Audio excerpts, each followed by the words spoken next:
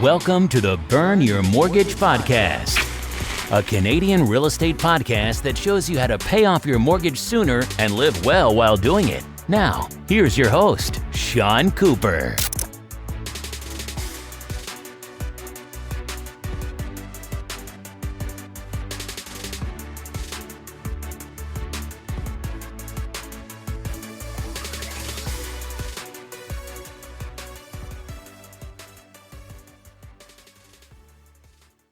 Welcome to the Burn Your Mortgage Podcast.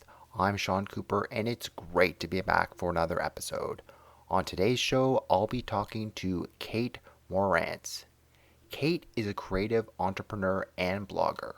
After graduating from the Smith School of Business at Queen's University in 2008, Kate worked in various marketing and strategy-based roles at large organizations.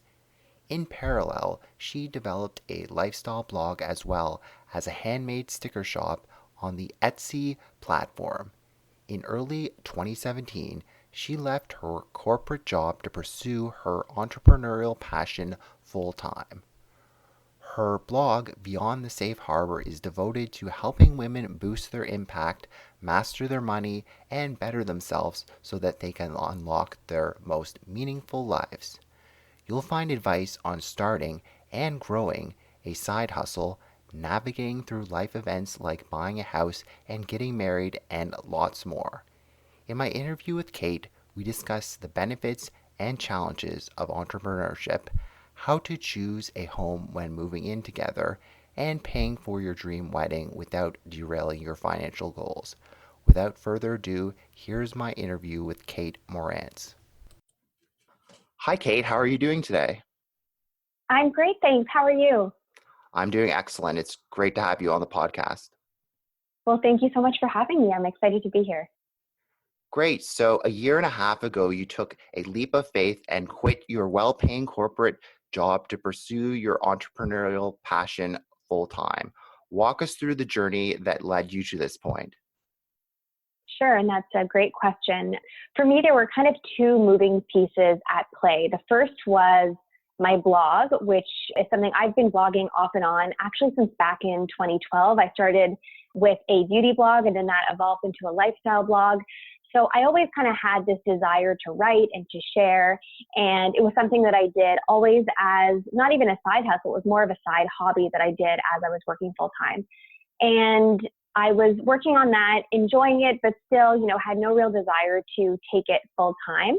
And then I discovered Etsy. So for those who aren't familiar with Etsy, it's similar to eBay in that there are sellers from across the world selling products, but it's specifically focused on vintage products and handmade items. So in 2015, I got really interested in glam planning, which is essentially decorating your planner kind of like a scrapbook and making it more of a memory keeper. So it was just a hobby that I got into similar to blogging, but I found that I was spending a lot of money on stickers and supplies for my planner and figured that I could probably make my own relatively easily. So in October 2015, I started my own shop on Etsy called Kate Lauren Design, and I basically printed and cut my own stickers that could be used in planners and scrapbooks. So I'm still working full time and just kind of starting these businesses and exploring the entrepreneurial side. And as time goes on, even within a few months of launching my Etsy shop, I'm finding that my Etsy shop is actually bringing in money. I had my first $1,000 month only 3 months after actually launching my Etsy shop, which was shocking to me.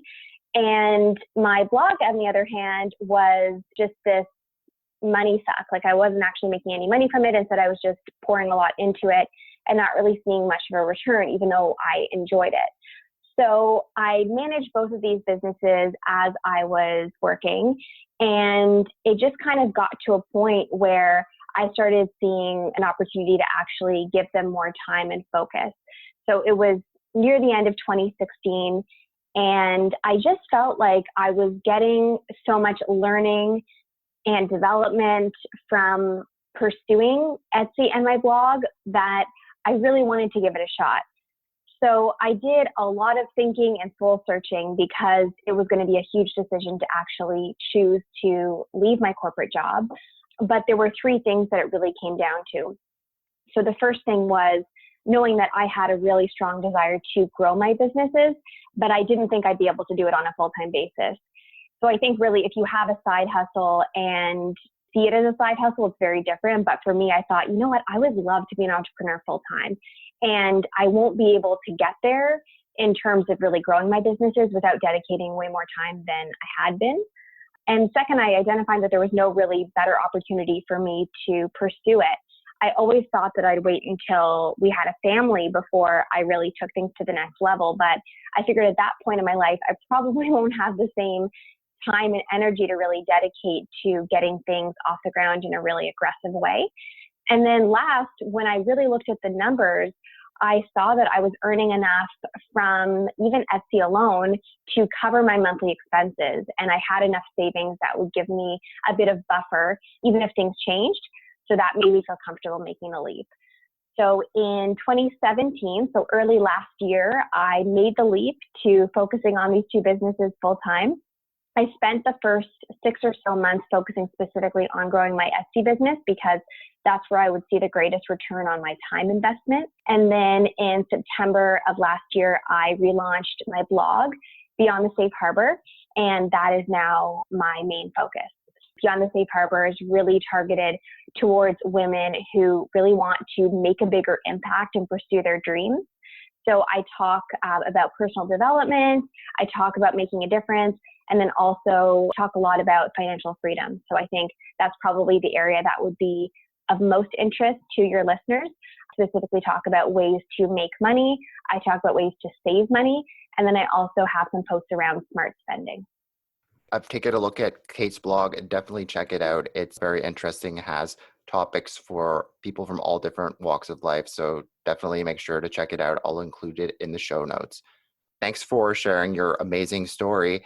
Not spending 2 hours commuting into the office every day must be nice. What are some of the benefits of being self-employed? Ooh, I think the biggest one is being able to wear whatever I want, because before I would spend a lot of time getting ready, like not necessarily every day, but if you looked at how much time in a given week I would spend getting ready for work, it definitely added up. So it's nice now that I have the flexibility to wear my gym clothes all day, and I don't have to worry about, changing or putting on makeup and doing my hair and all of that. So that is one thing that's really nice not to have to think about. It's also really convenient being home during the day because it makes it easy for, getting deliveries if contractors are by.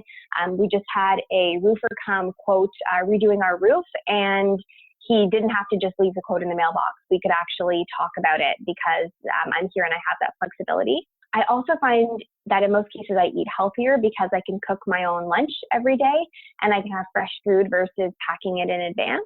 And I have more flexibility with the hours that I can do things. So if, for example, I want to do some meal prep during the day and I don't want to be doing all of that stuff in the evenings, I can carve out some time in the middle of the day to do household tasks like meal planning, laundry, and things like that. So it just gives me greater flexibility and helps a lot with work-life balance because I'm not spending every evening just cramming all of those chores into a few hours. Definitely. I mean, I recently quit my full-time job on June 1st. And as you mentioned, it's nice being home and being able to get some of your chores done, but it's important to be focused as well. So that kind of segues us into our next question. Being an entrepreneur isn't all fun and games. What are some of the biggest challenges of being your own boss? Well, I'll pick up where you left off. So just the lack of structure, even though it can be a pro and sometimes it can also be challenging if you're the type of person that craves structure. So one of the hardest things is you really don't have a sounding board the way you do in the corporate world. You don't have a manager that you can go to ask questions. You don't have someone else approving your goals and giving you guidance on how you should be prioritizing your work. So you really have to rely on friends, mentors, other entrepreneur friends, loved ones. If you want to get that kind of insight and input, you just have to do more work to kind of get that feedback. And you also have to motivate yourself. So, thankfully that's not something that I struggle with, but it's not always easy to motivate yourself to necessarily do the maximum you could do every day. So you really have to push yourself if you want to get strong results. And if you want to go outside your comfort zone, try things you haven't tried before. It all has to come from you. That's a definite shift. That can be a challenge. It's also the type of thing that can be disheartening or discouraging. So you're used to, when you work in the corporate world, getting positive feedback and having that kind of system set up to reward you if you are achieving great things and if you're putting in a lot of effort. But when you're running your own business, sometimes you lack that, especially if you don't see the results that you're expecting and you're doing everything on your own in kind of this isolated bubble. That can feel challenging. And then also, the financial ramifications. So in most cases, when, at least in my experience, when people go out on their own, especially when they're trying to transition from side hustle to full-time, they're not earning as much at the get-go that they are when they were working a full-time job. So I think there's a lot that kind of goes with that, both kind of the changes to your lifestyle that you might need to make and the actual fundamental difference in earning less and saving less. But at the same time, there's also this component of just, if you feel that a lot of your identity was tied to your career and to your strengths in your job, that kind of part falls away. And now, you really are fully responsible for everything you get out of your business.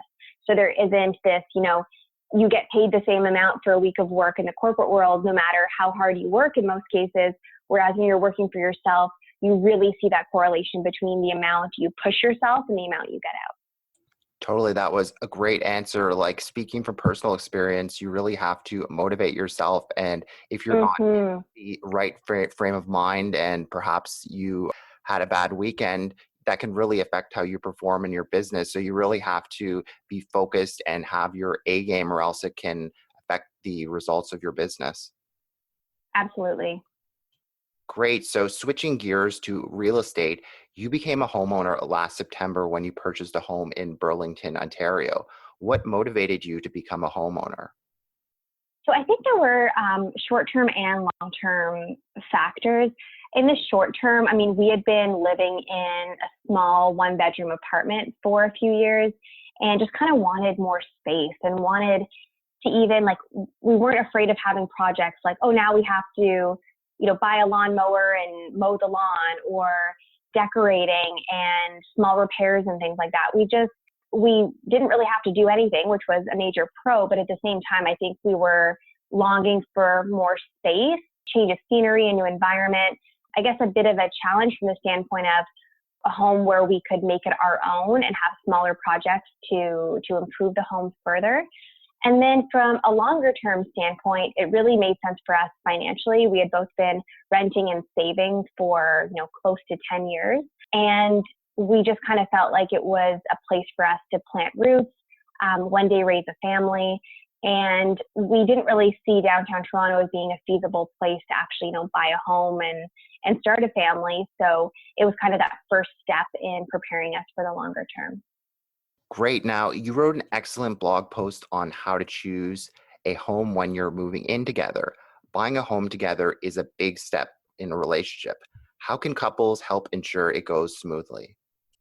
Yeah, that's a good question. And in the post, I also talk a lot about if you are moving in together and you both have places, say you're both renting, for example, how to go about figuring out if you should start somewhere fresh or move into one of your places, have one of the two of you relocate, because I think that's kind of a topic that people don't always talk about, that has its own nuances. But I can speak now in terms of the actual transition to buying a home together. And I think a lot of that comes down to really having that open communication. So both individuals sharing what's important to them in a place, especially if you're buying a home, because in that case, you're probably going to be there for longer than a few years. So looking at what's important to you in terms of the neighborhood, the location, the attributes of the house. Do you want a big backyard? How many bedrooms? What types of hobbies and interests do you have that you would need the house to kind of be able to cater to? So for example, if you loved cooking and baking, you'd probably want to have a decent sized kitchen. So I think kind of starting things off by both people speaking about what's important to them and kind of aligning on criteria as a couple. And then throughout the process, being careful to really listen to what your partner is saying and to have an open mind to what they think about the houses that you're seeing, but then also not being afraid to speak your own mind, because again, this is a huge decision, and it's important that both of you really share what's on your mind.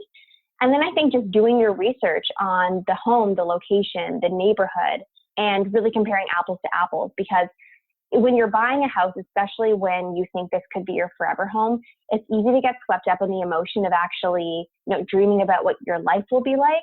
But at the same time, you need to still keep an eye to the facts and make sure that you're not getting into a bidding war and overpaying because you feel this emotional attachment that's not necessarily realistic. Looking at what types of things would impact the resale value. So for example, we saw a house that we really liked, but there were train tracks that were a little bit behind where the backyard was, and you could hear the sound of freight trains going by. So that's the kind of thing that we might not mind, but it would probably impact the resale value. So just, making sure that you're balancing your head and your heart. And then lastly, just pacing yourself, because it's a long journey. We probably saw, I don't know, it must have been like over 100 houses through, showings and open houses over, a 4 or 5 month period. So just don't be hasty, pace yourself. There will always be another house, and there will most likely be a house that you like just as much as something that you might have to let go. So it's a journey. Don't rush yourself, and take the whole thing really seriously, because it's a huge decision. Yeah, and I also find it's helpful to take notes when you're viewing all these properties, because honestly, when I was searching for a house for almost 3 years, I forgot about some of the houses that I saw. And yeah, I mean, you don't want to be forgetting about the features of the house. This is your single biggest purchase of your lifetime. So I find that it helps to take notes when you're looking at the property. And as long as it's not a big bidding war and you have to make that decision that night, at least you can go home and look at all the pros and the cons in the comfort of your home, and then make that decision, because you want to make sure that it has everything that you want, and you certainly don't want to make that decision hastily. Mm-hmm. And also, a lot of realtors will give you the sold information. So you can go back and say, oh, there were these 5 houses that we were interested in last month. What did they end up selling for? So the research doesn't have to stop when you don't get a house or when you don't put in an offer. I think there's also a lot of value in looking back and then seeing what things went for and getting a really good feel for the market that way. Definitely. And speaking of bidding wars, you mentioned when you were house hunting that bidding wars were commonplace. Losing in a bidding war can be discouraging. I know that firsthand. I lost in several bidding wars when I was looking for a property. So how did you manage to stay motivated and keep searching for a home even after losing in bidding wars? Yeah, I think a lot of it was just we didn't get too attached to any home. So there were houses that we liked, but we recognized that each one had pros and cons. So if we didn't get a house, then okay, well, we were aware that there are plenty more houses out there, and each house had cons that we then knew might be present in a different house. So for example, we might miss out on a house with a gorgeous kitchen, but they didn't have as many bedrooms as we wanted. So then, okay, well, maybe we'll get a house with the number of bedrooms that we want. There's always, there kind of is no perfect house. So you're just getting different variations that rank slightly differently on the criteria that matters most to you. I think that kind of takes the pressure off, because you're not putting any one house on a pedestal and you're able to detach a bit. So I think that really helped us. And at least once a month, we would see a house that we really liked. So we didn't feel a sense of lack. We felt like there was enough in the market that we'd be able to find something. So those types of things helped.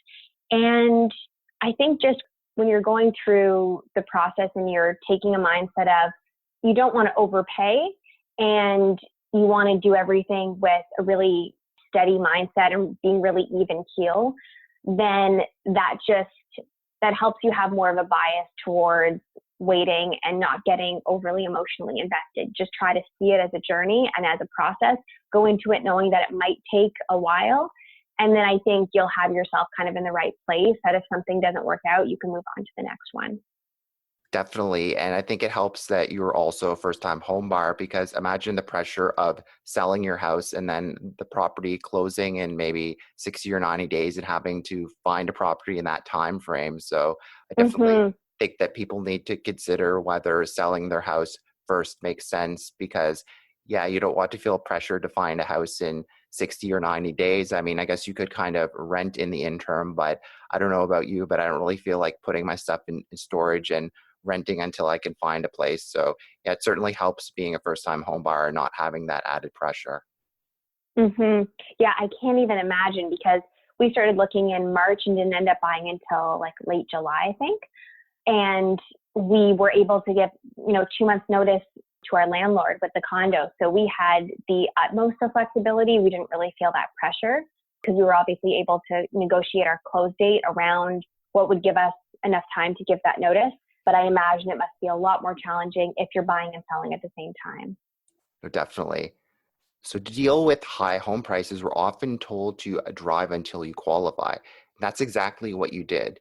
You went from renting in downtown Toronto to living in a detached home in the suburbs. How are you adjusting to life in the burbs? Well, it's been a huge adjustment in good ways and also challenging ways. So one of the biggest pros has been just the space that we have. I have my own office now, and beforehand, my desk was like in our dining room, which was like right next to our kitchen and right next to the TV room in the condo because it was so small. Not that it made it hard for me to take my business seriously, but it didn't give me the productivity and kind of the separation from the rest of my life that I have now. So every morning I go into my office, I work there during the day, I leave at the end of the day, and it just gives me that separation that I didn't have before. So that's been one of the best things about having the extra bedroom in the new house. So that's been fantastic. It's also been great in terms of just having family and friends over. Before, it was really challenging to host a lot of things because like if anyone needed to stay over, we only had a couch and it wasn't a pull-out couch. Now we actually have a guest bedroom. So my parents, if they come in from Ottawa, have somewhere to stay. And we can just have bigger groups of people over for, a Super Bowl party or a family birthday or something like that. So that's been great just at what it's opened up in terms of being able to host and really spend time with people close to us. It's also way less noisy and chaotic. Before, when we were in the city, we lived right next to the Rogers Center, and it was so loud around the Jays games. And I mean, I'm a huge Jays fan and like the excitement, but at the same time, if you're trying to go anywhere, drive anywhere around, on a Jays game day, especially giveaway day, it was so challenging because there's so many people and roads would be closed. So just all of that chaos made it just kind of hard to be there. Whereas now we don't have that. And also being here, it's really easy just to zip out to a grocery store, Walmart, any big box store that you need. Whereas when we lived in Toronto, we had to be more mindful of what times we went, where the locations were, and you always had to kind of get out of the core to get to any of the bigger stores. So those are some of the pros. On the flip side, my husband commutes to and from work on the GO train, and it takes him about an hour and 20 minutes each way each day. So that definitely adds up. I think it's more enjoyable to take the GO train than drive because, you can read, you can listen to music or whatever you want, but that's definitely added commuting time that he didn't used to have. And then probably the biggest challenge for me is because we only have one car and he takes it every day or most days, I'm a bit more stranded at home. And as it is, I'm working on my businesses full time. I don't have a huge need to go out and do things during the day, but I do feel a little bit stranded at times where I have to be more mindful of asking for the car specific days if I have appointments. So I don't have the same flexibility that I did when I could just, walk or take the subway anywhere that I wanted to. So definitely pros and cons, but I would say overall it's been a big adjustment, but we're just loving being here. Awesome. That's great to hear. So you're a big fan of side hustle. You successfully turned your side hustle into a full-time career, but developing a side hustle isn't easy. How can someone choose the right side hustle? So I actually wrote a whole blog post about this. I think it's called How to Choose the Best Side Hustle for You. So if you search Beyond the Safe Harbor for that, you can find it. And I've posed 4 questions that I recommend anyone ask themselves before making the move. So the first thing is really, what's your objective? Is this about earning an extra $200 a month so that you can go on vacation? Is this something you want to start to test the waters? And if it actually does well, you'd want this to be your full-time job? like, what are you going in kind of hoping and expecting? Because if you have a grander objective, you're probably going to have to put in more time and maybe more money into actually getting it off the ground. If it's something where it's just about a few extra bucks, then that will obviously shape what types of things you pursue. The second question is, what are you passionate about? And I've done a whole video about finding your passion, but it's really, how can you monetize something that you already enjoy doing? To me, that's the best kind of work. So that would be the second question, is really identifying what you feel your purpose is and how you can leverage that. The third one is, when will you work on your side hustle? Say, for example, you work 9 to 5 and you have a lot of flexibility other than that, and your work hours are pretty set, then you can probably carve out time on a regular basis to work on your side hustle. So with my Etsy shop, for example, I need to have time at least every 2 to 3 days to fulfill orders, or else my processing times, I won't be adhering to them. So you kind of need to have that. Whereas if you traveled all the time, then running an online, like an e-commerce shop, would probably be more challenging if you're actually selling physical products. So just thinking about what your schedule is like, that'll definitely impact what types of opportunities you should pursue. And then lastly, what kind of lifestyle you want. So again, like with the traveling example, if you want to travel and you want to be earning money more in terms of passive income, then maybe something like blogging or affiliate marketing or self-publishing ebooks would be valuable, because you can work on it whenever you want and you don't have to ever be anchored to one specific place. So just thinking about that lifestyle and where you hope to be in the future, that'll help make sure that you're choosing an opportunity that will cater to that. So yeah, those 4 questions will help you get more laser focused on what types of opportunities would be the best fit. And that was a great answer, and I'll be sure to include the link in the show notes. Thank you. So weddings can be expensive. They can almost be as much as the down payment on a house, sometimes more. How did you manage to have your dream wedding without derailing your financial goals like buying a house? That's a great question. And we actually bought our home about a month after getting engaged. So there was a lot happening at once. We really just tried to keep things separate. So before we booked anything for the wedding, we had reached out to a bunch of venues to get a high level sense of what the costs were. And we knew that the venue, especially the ones that provide their own catering, that would be the bulk of the cost. So we were able to use that, and then other resources and tools around average cost of different things for weddings to put a budget together. And then we really just worked to keep that separate. So we had our wedding budget that included everything we could think of, including buffer, and kept that as a separate budget and separate funds from the housing costs, like from the closing costs and all of that we were already anticipating on the house front. So I would say, like, my advice would be just getting all your ducks in a row before booking things, giving yourself lots of buffer and leeway in both budgets, and then just having that visibility and the transparency with your partner too, so that you're aware of kind of where things stand and you're sure that you're going to be able to cover everything. So you definitely don't want to not have your dream day because of the house purchase, but at the same time, it kind of keeps you in check and makes sure that you are balancing your different financial commitments and making sure that you're not going to put yourself in a jeopardizing situation for either one. Great. That was a wonderful answer. Now, you mentioned that you wanted to start a family one day. How did that factor into the house that you ended up buying? Yeah, it definitely played a role, because if we thought it would just be the two of us, then we probably would have looked at maybe just a larger condo, maybe a townhouse, something like that, or maybe like even a 2-bedroom home. But for us, we knew that we wanted a house with at least 3 bedrooms to give us kind of more space and flexibility. Because even if you think about it, 3 bedrooms could be a master bedroom, a guest room, and an office. So that doesn't even account for kids' bedrooms. So we had that in our minds.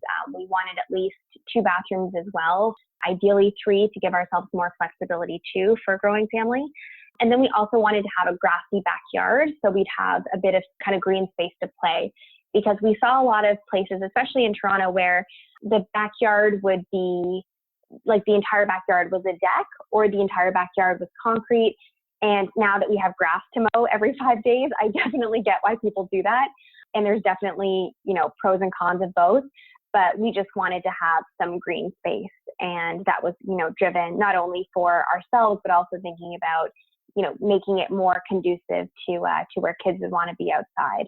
So those were some of the attributes that we looked at in terms of the house itself.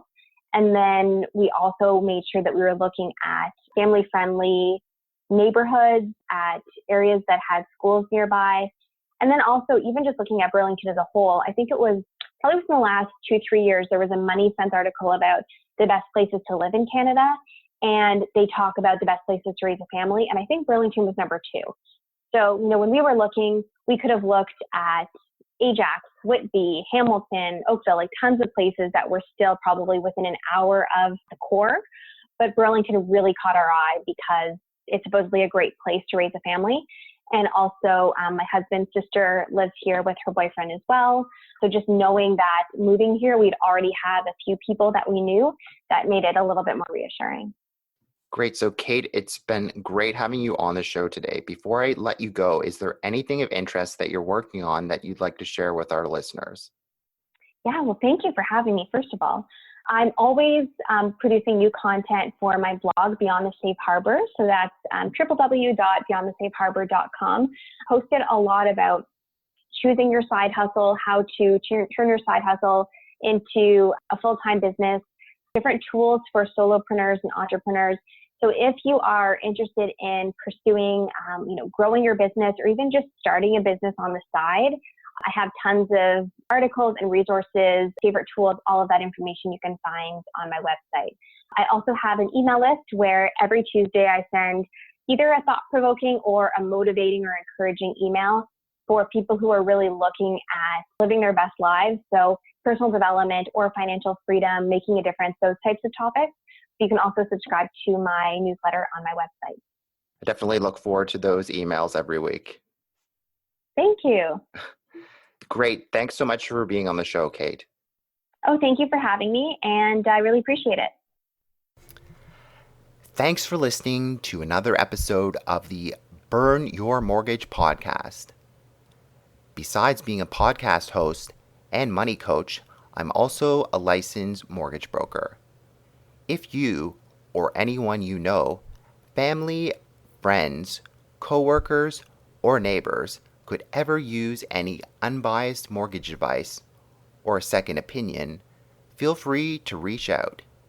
You can reach me by email at seancooperwriter@gmail.com, or you can call or text me at 647-867-3711. Also, be sure to head on over to www.seancooperwriter.com and sign up for my free weekly newsletter. As a small token of my appreciation, you'll be able to download my ultimate mortgage checklist on choosing the perfect mortgage. You can also sign up for a free one-on-one 15-minute money coaching consultation with yours truly. I look forward to hearing from you and helping you burn your mortgage sooner too. Once again, thanks for listening. You've been listening to the Burn Your Mortgage podcast. Don't forget to subscribe on iTunes and leave a rating. Until next time, happy mortgage burning.